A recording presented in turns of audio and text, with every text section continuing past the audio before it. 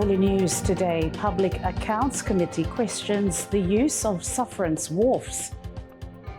Parliament discusses streamlining landholding group treatment and land rights recording. Solomon Islands' youngest climate advocate makes history at COP30. And coming up in sports, new sports training program launched.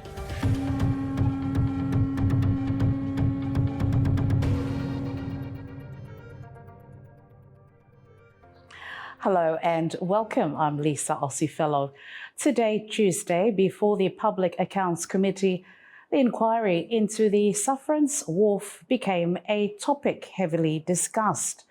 Before the committee was the Chief Executive Officer of the Solomon Islands Ports Authority, the Customs Controller and Commissioner, the leader of the Independent Group, Member of Parliament for East Malaita Constituency, Manasseh Mailanga, posed the questions as to why the Sufferance Wharfs are still being used.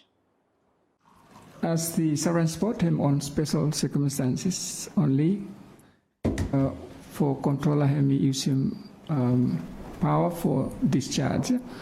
It is purposely for on a special circumstances, like for example, as I think already me share within PAC on Friday,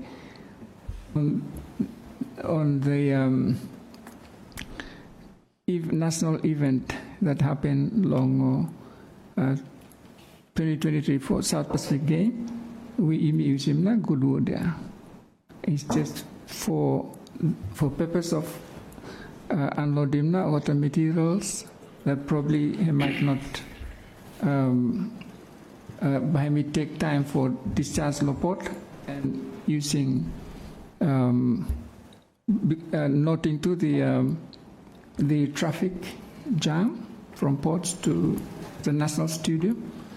With these reasons, the controller at that time gave the authority to unload water Pacific Game materials lost by using Goodwood. Member of Parliament for Small Malaita, Rick Ho, raised questions surrounding compliance issues. I'm not question blow me like Save. Every facility,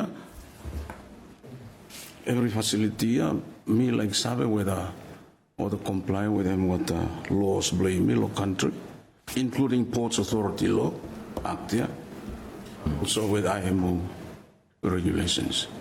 When Customs use approval for Sufferance port, there are some of the conditions that controller him ask him the applicant for what Sufferance port before him approve what Sufferance port, and which these requirements include SEMA's approval, Solomon Island Maritime Authority's approval.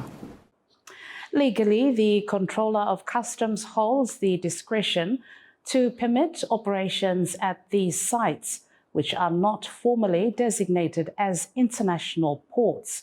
However, such places must also be appointed by the Minister by notice. In other words, both the Controller of Customs and the Minister of Finance and Treasury must act in the national interest with appropriate conditions. Question 66 on the implementation of the National Environment Report was raised in Parliament by the leader of the Independent Group and Member of Parliament for East Quaraai, Manasseh Mailanga. He sought clarification on key environmental concerns, particularly updates on logging and forest protection. Responding on behalf of the Minister for Environment, Minister for Provincial Government, Wayne Gemu, said the government, through the Ministry of Environment, remains committed to safeguarding the country's forests.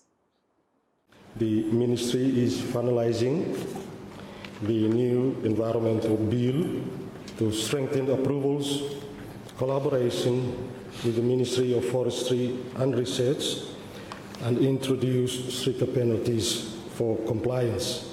The Environment and Conservation Division continues to monitor logging activities, address complaints, and enforce environmental management plans.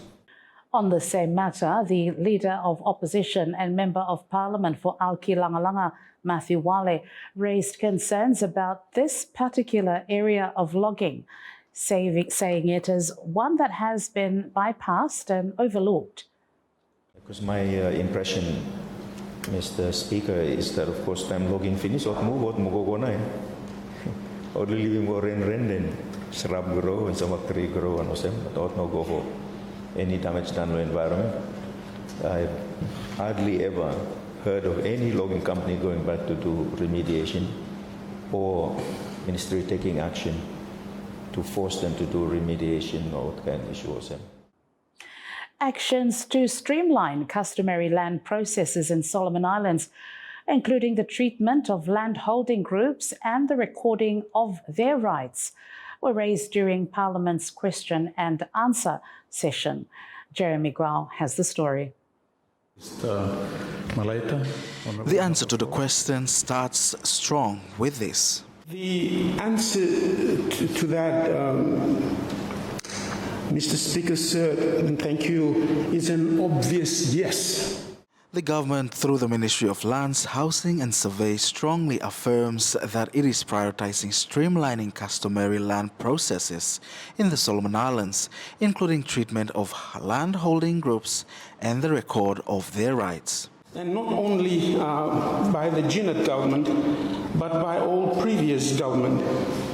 Generally speaking, and more specifically, I'd quote Section 8 of the Constitution. This living document recognizes the importance of the role that customary land and customary land holding groups on development, and without customary land holding groups' consent and approval, there will be no development on customary land. While the policies in place demonstrate the government's strong commitment, gaps still remain, one of which was raised by the Leader of Opposition, Matthew Wale.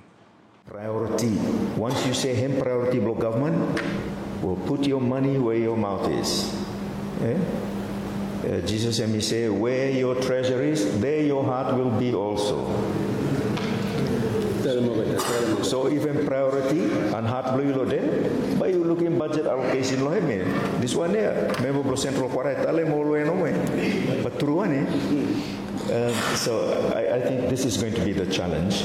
I'm a little bit late now because budget lo 26 lo here now, but you will story about it for supplementary next year. You need to address it. Let's get it done. Minister for Lands, Lency Vokia, said all of this is legally guided.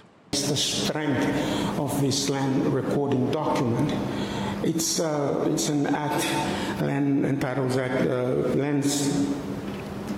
the Customs Land Recording Act 1994. Attorney General John Murray Jr. further added that there needs to be legal clarity in this space for customary land recording across the Solomon Islands.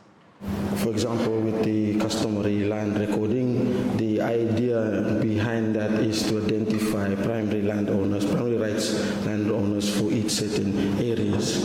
So that's where you have national recorder go out on the application of what landowners, or if government on its initiative like doing land recording not areas. So you doing that on first time for you recording what are certain areas.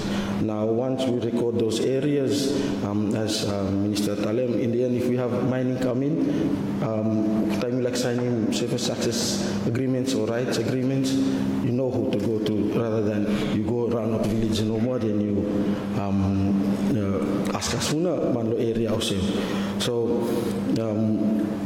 So that's with that. But the whole idea behind that is to ensure that we identify the real primary landowners for that area, and also too, in that regard, development can progress. As development slowly venture into different sectors such as mining, logging, tourism, and other projects, it is necessary to be specific about which development this land allocation can refer to. Involves tourism, agriculture, development, as Bami repeated, Mr. Leva, that has gone way beyond the process of land recording. All is sidelining. The ones that have caveats over them or sidelining. The ones having litigation in the court process or sidelining. The ones that it's under heavy, rugged terrain, only think about safety first before you go inside.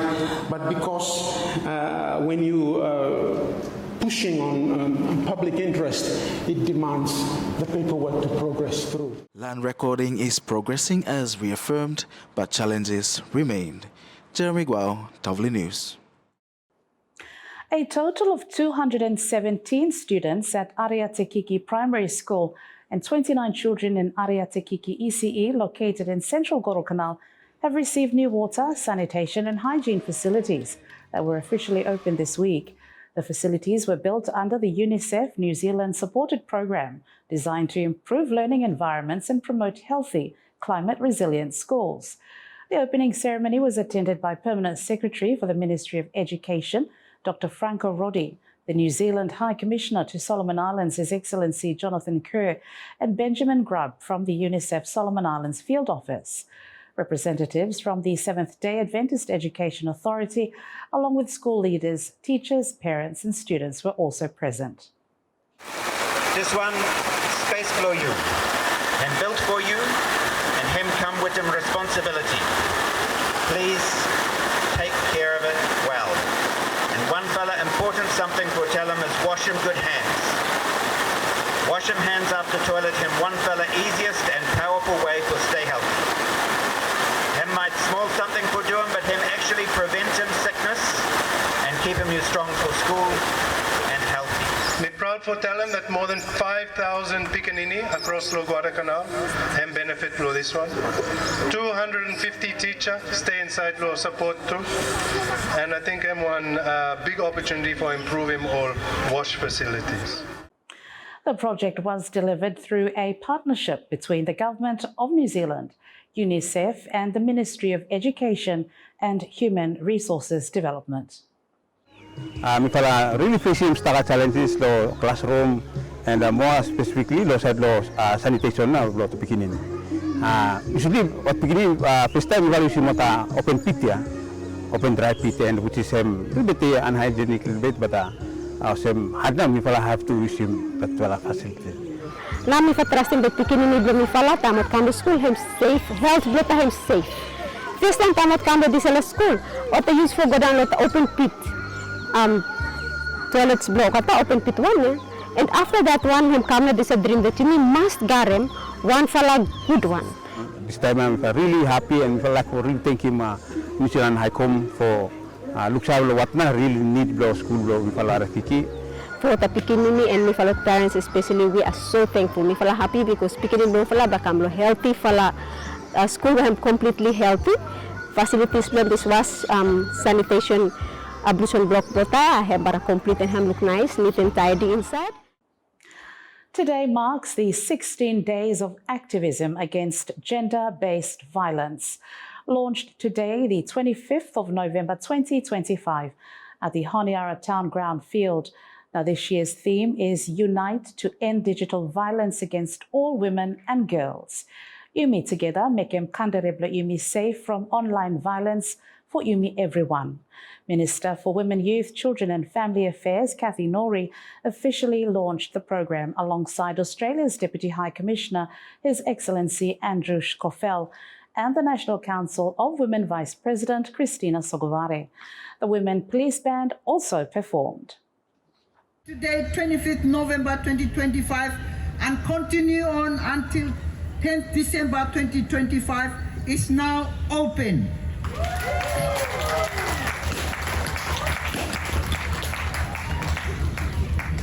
And I wish all God's blessings and all the best in our fight to reduce and end online violence against women and girls in the country, Solomon Islands, which is a very important campaign. Tagatumas, everyone. The campaign calls on everyone to stop online violence and protect women and girls in digital spaces. The 16 days of activism continues until the 10th of December. Minister Kathy Nori urges the nation to unite to end digital violence and make the online world safe for every woman and girls in Solomon Islands. Name me Kathleen Kohata. Me Wakala Public Solicitor's Office, so I'm Principal Legal Officer for Family Protection Unit. Today start 16 days of activism against violence against women and girls. Yeah? So normal program that tends to happen every year, Ministry of Women, Children, Family Affairs. And everyone lo mifa come today, yeah? Mifa wata stakeholders where mifa la wakab lo mifa hem touch lo this fala area, yeah? So mifa providing free legal service to Solomon Islanders. And also people who generally are inside the country and are needing legal assistance. Yeah? And very important that UMI as a country for gathering in place legislation for addressing this issue of online violence where UMI inside the hem this time. Yeah, UMI digital era of the problem, yeah, where a lot of users this online space, yeah, facing online harassment and online violence. So work together for eliminating or reducing, yeah. This is issue where we believe everyone facing today, and generation today, now, making generation of future by him happy too. Absolutely. I think today was absolutely amazing to start the 16 days of activism for awareness around gender-based violence, around social media. It's really important, especially now with our young people becoming more attached to Facebook and Instagram. So we start to see a lot more of things being filmed and exposed. And I think it's really important that awareness is out there. Very important something to us. So organization belum I'm happy for preaching out to this message, yeah. For violence against women, stop that one. Violence against women is one big issue in our country today, and we come for learning that women are affected a that violence. And I'm good for UMI, leaders for UMI, for come up with them legislation for protecting UMI everyone, where UMI using this platform. Now, who would have thought that she would one day take part in a global event? But for 12-year-old Lynthia, she made her way from her home and school to the world stage, representing both the Manama Primary School and Waimapuru National Secondary School in Makira Ulao Province. Now, she shares her experience of living with the impacts of climate change in her community. She spoke to Tavuli News about her trailblazing trip to COP30 in Belém, Brazil, where she became the first child to join the Solomon Islands delegation and the first child representing the Pacific, with the support of World Vision. Here's Lynthia. Hi, I'm Lynthia. I'm currently in COP30 Belém. I'm very excited. Children's voice must be heard. Ya, name me Lynthia. Mi belum Makira, mi sekolah Waimapuru, mi form 1 and mi na fatsal participant. Mi go attending COP30 lo World Vision lo Brazil lo Belém representing World Vision. Mi fa doing fa speech competition lo kira-kira tami class 6 last year. Then mina top speeches so ta selected me for Golo COP, and then me feel pride. Then me happy too because by first time me for Golo overseas. Me for Golo Youth and Children's Pavilion. So staka pikinin lo there. So me no feel pride, but then time me first day me no present any story. Second day na me go Moana Pavilion, but only me no a small beginning. And then every big man, so me feel fright, but mino masa mi story belum mi story climate change impact how I'm affecting Solomon Island. Mi story about him cyclone time ocean of a wind time blow mada it him fright and also me fright too. Then mi say lo Solomon Island you may experience him sea level rise waiting flooding. Sea level rise also this one him not gardens blame me. First before him somewhere but these days him move go up because sea level rise was in my way and also him destroy him too ota marine life blame me so people community ota usually go out far away for taking fish for marketing and also heavy rain from dark clouds and making flood so him sa wasim away ota gardens blame near river banks and wasim ota house blame and this one also for looking sun and shine bright sky and blue sea fine land blooming green and people ota children and youth waiting people waiting disability ota hope blooming for greener tomorrow tori blooming for ota pikin ini ose mi golokop mi story na how climate change affecting community blooming so time mi golokop mi come back ose mi life for mi sharing story blooming for ota pikin ini where no savelo climate change how climate change so that the future to make a good generation. That was Lynthia, who proudly stands as the first and youngest climate change advocate from Solomon Islands. We wish her all the very best in her ongoing climate advocacy work in Makira, Ulao Province. Reggae music is a music genre that originated in Jamaica in the late 1960s, a music style and genre that many appreciate. With the return of the Lucky Dube band to Honiara, the late legendary Lucky Dube played a unique style of African reggae that blended Jamaican reggae with traditional South African rhythm.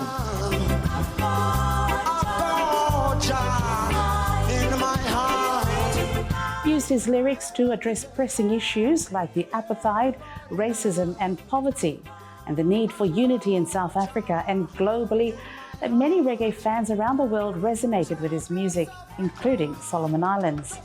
And to add flair, Tavuli News speaks to the backup singers of the late Lucky Dube as they share their musical journey and what it means for them to return to Solomon Islands.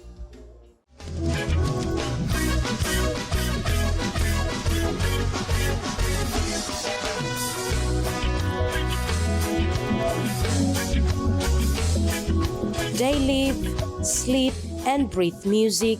A commitment to reggae music is part of their identity, their lives, and it's who they are. We quote, reggae in the bathroom, reggae in the bedroom, reggae everywhere. Reggae in jail, reggae in church, everybody likes it. Reggae in the bathroom, reggae in the bedroom, reggae everywhere. Reggae in jail, reggae in church, everybody likes it. Their return to Solomon Islands feels like coming home. They remember their visit in 1994, and it still feels the presence and influence of the music legend here in Honiara.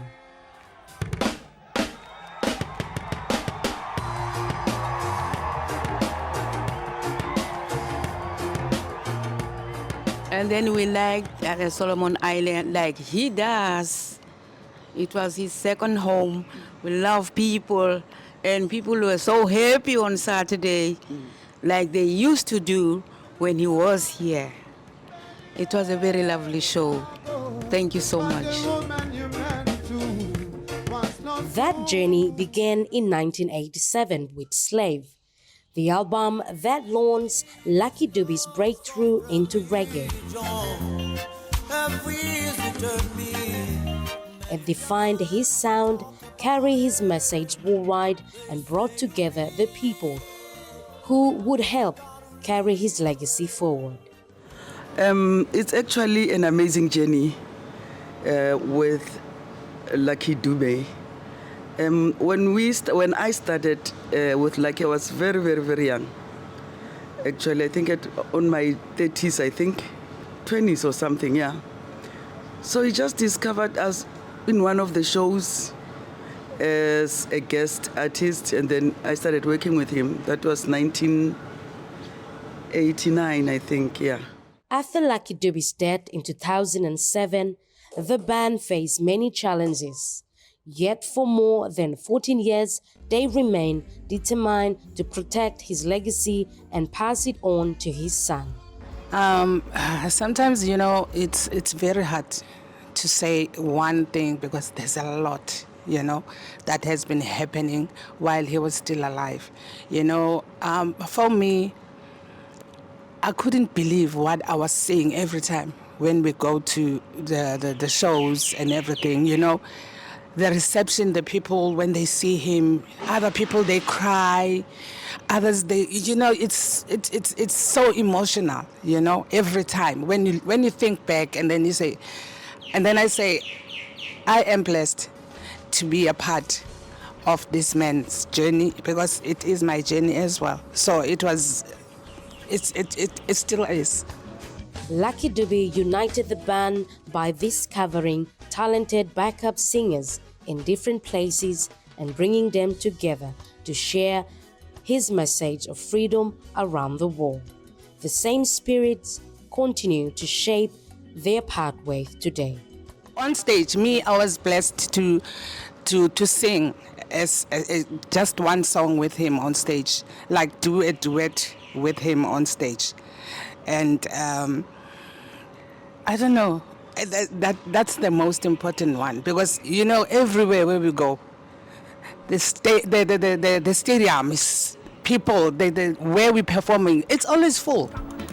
That's the joy there,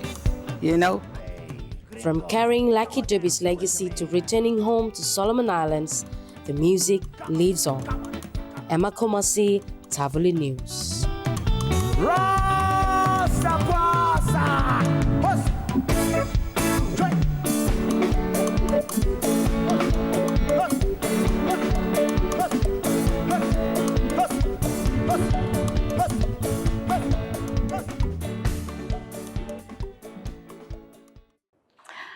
Moving on now to regional news. Fiji's Prime Minister Sitiveni Rabuka says it is in his prerogative to choose who acts for him when he is overseas. He made the remarks after questions about why the Deputy Prime Minister, Viliame Gavoka, wasn't appointed acting Prime Minister during Rabuka's trip to Japan. Instead, Rabuka's nephew, Lands and Minerals Resources Minister, Filimoni Vosarongo, filled the role. Now, the issue arises amidst recent leadership changes that left Gavoka as the sole Deputy Prime Minister. Pacific climate advocates say the Brazil COP ended with a very weak deal that ignores fossil fuel cuts and leaves the world off track for 1.5 Celsius. Now, they warn political attacks on climate science are eroding trust in the process. COP31 will be co-led by Turkey and Australia, a rare arrangement needing close coordination. Now, Tuvalu and a new regional report criticise Australia for expanding fossil fuels despite its climate pledges, saying this undermines Pacific solidarity and could expose Australia to legal challenges under a recent ICJ opinion on states' emissions. And that's regional news. Stay with us. Coming up next is sports.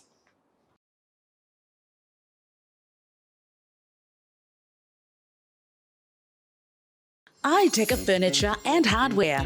We've got great news for you. iTeca Furniture gives you a 10% discount on all our furniture this festive season till January. Yes, you've heard me right. It's a 10% discount.